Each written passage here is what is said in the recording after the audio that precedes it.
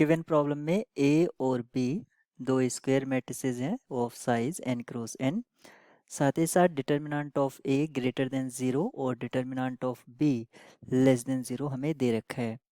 एक टी जो वेरी करता है 0 से 1 के बीच में, सी टी डिफाइन किया गया है इस तरह से जिसका स्ट्रक्चर ऑन स्क्रीन है। आपको बताना है कि C T is invertible for all T belonging to closed interval 0 1, या किसी स्पेसिफिक वैल्यू के लिए C T is not invertible, C T is not invertible for each T and C T is invertible. तो हमें यहाँ पर C T जो define किया गया है वो किस तरह से दे रखा है, T A plus 1 minus T B, यानी कि एक algebraic expression in terms of matrices हमें सी टी दे रखे है। तो सी टी भी आपका एक मैट्रिक्स होगा और सी टी की हमें डिटर्मिनेंट के बारे में बात करना है। तो यहाँ पर ए और बी जो ले रखे हैं मैट्रिसेस वो n क्रॉस n के लिए है। हम पर्टिकुलरली ऑप्शंस को डिस्कार्ड करेंगे तो हम n को 2 फिक्स कर देते हैं। तो ए और बी कोई दो ऐसे मैट्रिसेस जो गिवन हाइपोथेसिस को सेटिस्फाई करते हैं और उनके हेल्प से हम ऑप्शंस को डिस्कार्ड करेंगे। तो मैट्रिक्स ए को कंसीडर कर लेते हैं जिसका डिटर्मिनेंट ग्रेटर देन 0 हो। तो आइडेंटिटी मैट्रिक्स ले लेते हैं, इजी वन है। और बी ले लेते हैं इस तरह से -1 0 0 1। बी का डिटर्मिनेंट आपका लेस देन 0 है और ए का ग्रेटर देन 0 है। और सी टी यहाँ से फाइंड करेंगे।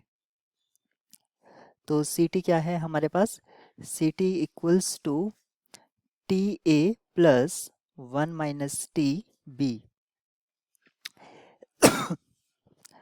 तो टी ए ये हो जाएगा T 0 0 T plus 1 minus T B.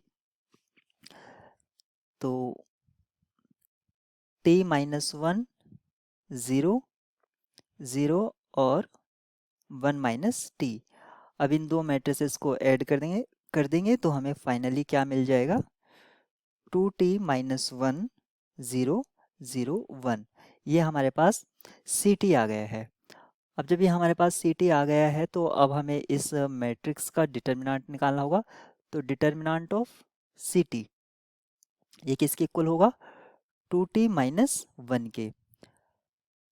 अगर हमें सी टी इन्वर्टिबल चाहिए तो ये डिटर्मिनेंट किसके इक्वल नहीं होना चाहिए, 0 के। इसका मीनिंग है टी किसके इक्वल नहीं होना चाहिए, हाफ। तो अगर टी हाफ के इक्वल नहीं है तो सी टी आपका इन्वर्टिबल होगा। तो आप यहाँ पर देखिए, यहाँ पर टी सभी के लिए बिलोंग कर रहा है 0 और 1 में, तो इस केस में इन्वर्टिबल नहीं होगा। ऑप्शन ए हमारा रॉन्ग है।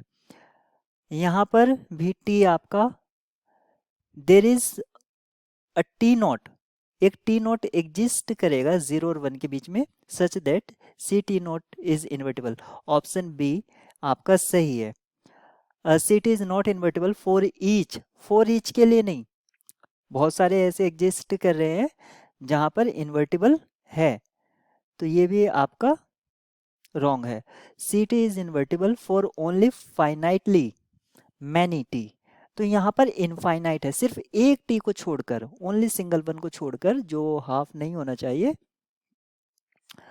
बाकी के लिए इन्वर्टिबल है और वो इनफाइनाइट है। तो आपका ये ऑप्शन भी रॉन्ग हो जाता है। तो इस प्रॉब्लम के लिए ए सी और डी रॉन्ग ऑप्शन है और राइट की क्या है, बी।